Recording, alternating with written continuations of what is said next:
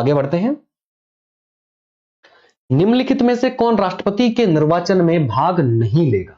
Just अभी अभी हम पीछे पढ़कर आए हैं, कौन भाग नहीं लेगा? तो देखिए, संसद यानी लोकसभा और राज्यसभा के मनोनीत सदस्य भाग नहीं लेंगे।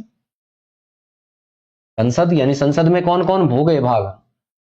राज्यसभा प्लस लोकसभा। उसके अलावा जितनी भी विधानसभा है, अभी हम पढ़ चुके हैं कि विधानसभा कितनी है, टोटल 31 है, उनके भी मनोनीत सदस्य भाग नहीं लेंगे।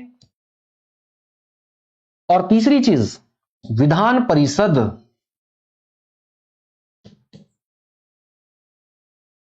उनके तो बिल्कुल ही भाग नहीं लेंगे, चाहे मनोनीत हो चाहे नियुक्त हो, विधान परिषद के सदस्य भाग ही नहीं लेंगे। अब देखिए, हम यहां भी ये भी समझ लेते हैं कि हमारे देश में विधान परिषद है कितनी।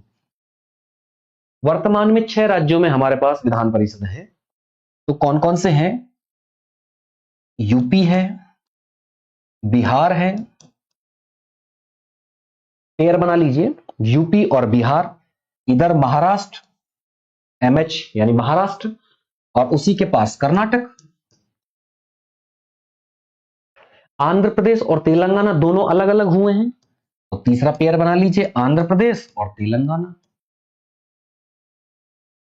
यानी हमारे देश में 31 विधानसभाएं हैं और 6 राज्यों के पास विधान परिषद भी है। तो विधान परिषद तो बिल्कुल ही भाग नहीं लेगी। अब क्वेश्चन के अनुसार हम देखते हैं कि निर्वाचक मंडल में कौन भाग नहीं लेगा?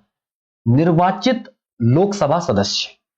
तो ये गलत है। निर्वाचित लोकसभा सदस्य हैं जो भाग लेते हैं। क्लियर है?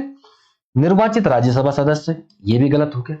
निर्वाचित राज्यसभा सदस्य हैं जो भाग लेते हैं। राज्य विधानसभाओं के निर्वाचित सदस्य, ये भी गलत हो गया क्वेश्चन के अनुसार, क्योंकि ये भी भाग लेते हैं।